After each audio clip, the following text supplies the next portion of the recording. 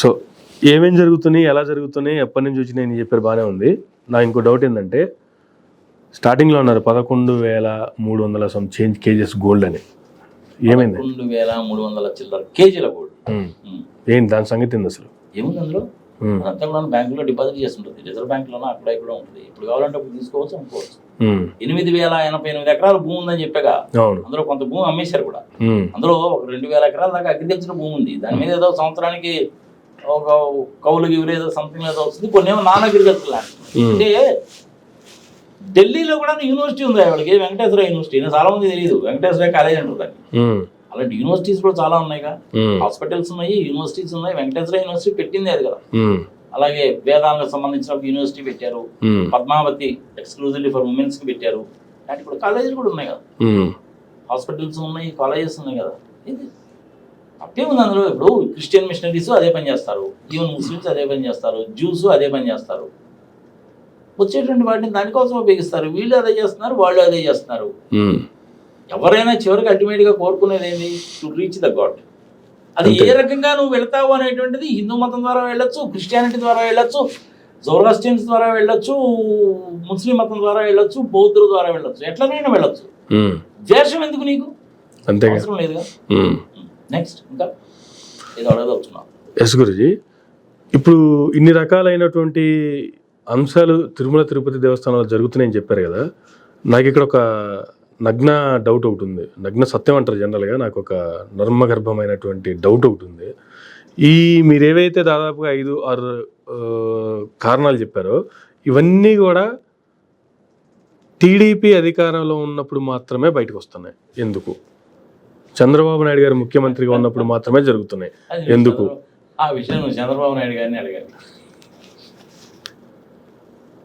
కానీ నువ్వు చంద్రబాబు నాయుడు ఈ విషయం అడుగుతాను అని కానీ నీకు కనుక ఎవరికన్నా కానీ తెలిసిందంటే, లోకేష్ బాబు గారు అర్జెంట్ గా రెడ్ పుస్తకంలో రాసుకుంటాడు, జాగ్రత్త. అంటే జనరల్గా పారిశ్రామికవేత్తల మీద ఎవరైనా వచ్చినా, పారిశ్రామికలకు ఎవరైనా అడ్డం వచ్చినా రెడ్ బుక్లో రాస్తున్నా. మొన్న 4 రోజుల క్రితమే కనిగిరిలో సభలో చెప్పారు, ఇట్లా ఎవరన్నా ప్రశ్నిస్తారన్నా కూడా ఇలా ఎందుకు జరుగుతుందన్నా కూడా రాసేస్తారా? దానికి ఏం చెప్పాను నీకు? నేను చెప్పింది నువ్వు వినాలి, నేను టీవీలో చూపించింది నువ్వు చూపించాలి, అంతే. మేము చెప్పిందే వేదం, నువ్వు నోరెత్తి మాట్లాడడానికి వీల్లేదు. జనరల్గా మీరు చెప్తూ ఉంటే నేను ఆలోచిస్తూ ఉన్నా, అంటే కంటిన్యూగా టీడీపీ గవర్నమెంట్ అనేది లేదు. ఒకసారి టీడీపీ గవర్నమెంట్ వస్తే మళ్ళీ నెక్స్ట్ టైం మళ్ళీ వేరే కాంగ్రెస్ గవర్నమెంట్ వస్తుంది. ఆంధ్రప్రదేశ్ రాష్ట్రం విడిపోయిన తర్వాత మొదటగా టీడీపీ గవర్నమెంట్ వచ్చినా, నెక్స్ట్ మళ్ళీ వైఎస్ఆర్సీపీ గవర్నమెంట్ వచ్చింది, ఇప్పుడు మళ్ళీ టీడీపీ గవర్నమెంట్ వచ్చింది. ఎప్పుడైతే చంద్రబాబు నాయుడు గారి అధికారంలో ఉంటే మాత్రమే ఇటువంటివి బయటకు వస్తూనే జరుగుతున్నాయి. అక్కడ దాకా ఎందుకు పడుతున్నాను అన్న? 1953-54 సంవత్సరంలో ఆంధ్రప్రదేశ్ విడిపోయిన దగ్గర నుంచి ఎప్పుడన్నా వచ్చాయా? ఏ సందర్భంలో అన్నా వచ్చాయా? అంతకుముందు కూడా చంద్రబాబు నాయుడు గారి అధికారంలో ఉన్నప్పుడు ఏమన్నా వచ్చాయా? రాలేదు. 2004 నుంచి 2014 వరకు వైఎస్ రాజశేఖర రెడ్డి గారు ఉన్నప్పుడు ఏమన్నా వచ్చాయా? ఆ 7 కొండలు 4 కొండలు మళ్ళీ అది గొడవైంది. రాజశేఖర రెడ్డి గారే కాదు నాయన, అది 7 కొండలేను, మొదటి నుంచి 7 కొండలేను కాబట్టి 7 కొండలు ఇంచుమించుగా 4,50,000 ఎకరాలు అనేటువంటిది 7 కొండలకి సంబంధించింది. దాని మీద ఎవరికి ఎటువంటి అధికారం లేదని జీవోలు ఇచ్చారు. ఆ జీవోలు ఇప్పటికీ కంటిన్యూ అవుతున్నాయి. మరి చంద్రబాబు నాయుడు హయాంలోనే ఎందుకు వస్తున్నాయి అనేసి అంటే, నువ్వు ఆ సంగతి చంద్రబాబు నాయుడు గారిని అడగాల, లేదు అంటే రఘురామకృష్ణరాజు గారిని అడుగుకోండి. జనరల్గా అడిగే అవకాశం, అదృష్టం రెండు నాకు లేవు కాబట్టి మీలాంటి పెద్దల ద్వారా నిజాలు తెలుసుకునే ప్రయత్నం చేద్దామని నాకు. మరి బాగానే ఉందా? ఏదో సామాన్ చెప్తారు చూసావు, అది ఏదో తాదో శబ్దం ఏదో మెడకోట్లోని. అయ్యో, దానికి ఇది నీకు సంబంధం ఉంది. చంద్రబాబు నాయుడు గారు హైటెక్ సిటీని డెవలప్ చేస్తున్నప్పుడు నేను కూడా ఆయన సపోర్ట్ చేసినటువంటి వాడిని. నేను జయప్రకాష్ నారాయణ గారు, హనుమాన్ చౌదరి, దాన్ని మేమందరం కలిసి కూడా చేశాము. రాత్రిపూట రోడ్లు ఎట్టున్నాయి, చిన్న రోడ్లు ఉండి, చిన్న రోడ్లలో రాత్రిపూట నడవాలనేసి ఒకసారి మా కళ్ళ ముందే పాములు కూడా పోతుంది. నేను కూడా ఎస్టీపీకి నేను కూడా ఐటర్గా ఉన్నప్పుడు నేను కూడా చూశాను. 1,245 రూపాయలు పర్ స్క్వేర్ యార్డ్ రేటు. ఎప్పుడైనా సరే ఛాలెంజ్ ఫ్రమ్ మై సైడ్, మీరు పుస్తకాలు ఎత్తుకుందరు.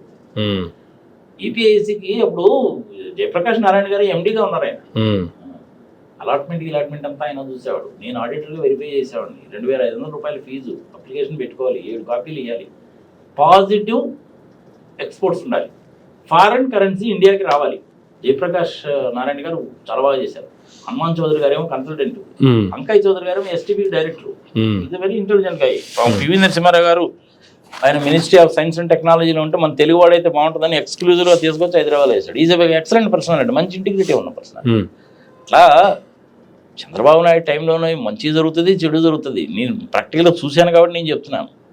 అందుకనే కదా నువ్వు నీ దాంట్లో ఆ ఫోటో పెట్టవా బాబు అని చెప్పింది కూడా అందుకే. నువ్వు పెడితే పెట్టు లేకపోతే లేదు. తర్వాత సంగతి ఆయన నేను కలిసి తీసుకున్న ఫోటో అది, ఢిల్లీలో మైసూరారెడ్డి గారి ఇంట్లో తీసుకున్న ఫోటో అది. బాగానే మాట్లాడతాడు మనిషి. ఈవెన్ నాకు కూడా ప్రాక్టికల్ అనుభవం కదా. ఇప్పుడు సపోజ్ నువ్వు నేను ఉన్నాము, ఎయిర్పోర్ట్లో కలిసాం అనుకుందాం ఫర్ ఎగ్జాంపుల్. ఆయనకి ఏదో చుట్టుపక్కల వాళ్ళు వీళ్ళు ఉంటారు కాబట్టి ముగ్గురు నలుగురు ఉంటే కనుక ఏదైనా 4 కాఫీ ఆర్డర్ చేస్తారు, ఇస్తారు. మనం కనుక వెళ్ళితే కనుక గుర్తుపడతాడు మనిషి, అదేంటి పేరుతో సహా గుర్తుపడతాడు. గుర్తుపట్టి రండి నాగార్జున రెడ్డి గారు కూర్చోండి అంటాడు. మరి అక్కడ వచ్చిన 4 కాఫీలేగా, ఆయన కాఫీ నీవేవి జరిగి మీరు కానివ్వండి సార్ అంటాడు. అంత మర్యాద ఉంటుంది మళ్ళీ మనిషి. సరే, ఇంకా లోపల రాజకీయంలోకి వచ్చిన తర్వాత ఇంకా అబద్ధాలు చెప్పడము, 6 ప్యాక్, సంఘ సమాచారం ఇవన్నీ తీసేయి. 95, 96 దగ్గర నుంచి 2004 వరకు ఉన్నటువంటి చంద్రబాబు నాయుడికి ఈ రోజు చంద్రబాబు నాయుడికి ఎక్కడా పోలిక లేదు అసలు. అప్పుడు చంద్రబాబు నాయుడు అనేసి అంటే మంచి విజన్ ఉన్నట్టు మనిషి, సంగతి సంవత్సరం అనుకోవచ్చు. మరి ఇప్పుడు చంద్రబాబు నాయుడు ఏమిటి అంటే విజన్ లేదు, తోలు తొక్క ఏది లేదాడ. అబద్ధాలు చెప్పు, ఓట్లు కొను, మందు పోయి అధికారంలోకి రా, ఎక్కడ వీలైతే అక్కడ దోచుకో. Okay, as simple as that. అప్పటికి ఇప్పటికి అంత తేడా ఉంది. ఆ రోజుల్లో చంద్రబాబు నాయుడు అంటే he is a visionary, no doubt about that. నేను కూడా ఓటేసినాను ఫర్ ఇన్ఫర్మేషన్. మరి ఇప్పుడు ఎందుకు ఆ విధంగా తయారయ్యాడు అనేసి అంటే గోవిందా గోవిందా గోవిందా భగవంతుడికి తెలియండి. ఆయన ఉద్దేశం ఏం లేదు. ఆయన భారత రాజ్యాంగ రాష్ట్రపతి అయిపోవాలి, కొడుకునేమో చీఫ్ పెన్షన్ చేయాలి, వయసు ఏమో మీద పడుతుంది. ఆయనకు ఉన్న రోగాలు 2 రోగాలు మొత్తం కూడా నా 371 కోట్ల పుణ్యమైన మొత్తం రోగాలు రా బాబు అని సంగతి తెలిసిపోయింది. I'm sorry to use this word. Okay, అందుకని ఈయన హయాంలోనే ఎందుకు వస్తున్నాయి అనేసి అంటే పర్పస్ఫుల్గా చేసి ఉండొచ్చు, పార్టీ ఒత్తిళ్ళు అయి ఉండొచ్చు, ఇంకొకటి అయి ఉండొచ్చు, ఎన్నో కారణాలు ఉంటాయి దానికి. 16,000 మంది ఉద్యోగులు ఉన్నారు. ఏదో ఒక రోజు అడుగుతారు కదా, ఇంత చెప్పారు కదా సార్ ఉద్యోగులు ఎంతమంది ఉన్నారని అడుగుతారు కాబట్టి ఎందుకో టక్మని గుర్తుకొచ్చింది కాబట్టి 16,000 మంది అని చెప్తున్నాను నేను. 3 లక్షల కోట్ల రూపాయల ఆస్తులు, 11,000 కిలోల బంగారము, 8,000 ఎకరాల భూమి, 16,000 మంది ఉద్యోగస్తులు, మంచి ట్రస్ట్. రోజుకు ఆదాయం ఎంత ఉంటుందో తెలుసా నీకు? ఇంచుమించుకు 3.5 కోట్లు ఉంటుంది రోజుకి ఆదాయం, రోజుకి. అది సాటర్డే సండే అయితే ఇంకా ఎక్కువ ఉంటుంది. ఓకే, మంచి దారిపోయిన కార్యక్రమాలు చేస్తారు. అలాంటి వాటికి చాగంటి కోటేశ్వరరావు గారు లాంటి వాళ్ళు, గరికపాటి నరసింహారావు గారు లాంటి వాళ్ళు, లేదంటే ఎల్వి సుబ్రహ్మణ్యం గారు లాంటి వాళ్ళు. ఆయన మంచి భక్తుడు ఎల్వి సుబ్రహ్మణ్యం గారు. నేను ఎప్పుడైనా ఫోన్ చేసినా కానీ చక్కగా రిసీవ్ చేసుకుంటాడు. ఫోన్ పెట్టేసే ముందు గోవిందా గోవిందా గోవిందా అని 3 సార్లు అనే పెట్టేస్తాడు. ఓకే, ఆయన నాకు ఫస్ట్ టీటీడీలోనే పరిచయం, అక్కడ పోయినప్పుడే పరిచయం. ఎందుకు తిరుపతి పోదాం కదా అని చెప్పి ఒకసారి పోతే ఎగ్జిక్యూటివ్ ఆఫీసర్ రూమ్ దగ్గరికి పోతే ఎల్వి సుబ్రహ్మణ్యం గారు అని ఉంది. ఏమో జనరల్గా ఐఏఎస్ ఆఫీసర్స్ ఉంటారులే, ఇప్పుడు మొదటి నుంచి కూడా అంతే. ఏదో చూద్దాంలే కదా అని చెప్పి వెళ్తే గుడ్ ఆఫ్టర్నూన్ అండి అనేసి అంటే దర్శనానికి వచ్చానండి, ఏదో సాయంత్రం 9 o'clock ఏమోనట్టు, అది ఏదో టోకెన్ కట్టారండి. వాడు ఆ మనిషిని ఇచ్చి పంపించాడు. షూస్ అవన్నీ, సెల్ ఫోన్ అవన్నీ ఇక్కడే ఇప్పేసి వెళ్ళండి అంటే అక్కడే ఇప్పేసాను. మనిషిని ఏదో పంపించాడు, 300 రూపాయలు టికెట్. అతను నాతో పాటు వచ్చాడు. మీరు పదండి సార్ నేను వెళ్తానని చెప్పి వెళ్ళిపోయాడు. హాఫ్ అన్ అవర్లో దర్శనం అయింది. నాకు అదే ఫస్ట్ టైం ఆయన పరిచయం. Is an excellent gentlemen. I love, like and admire at him. ఏదో ఒక అన్ఫార్చునేట్ థింగ్ జరిగిందిలే, మళ్ళీ ఆ నెగిటివ్ థింగ్ ఎందుకో వదిలే.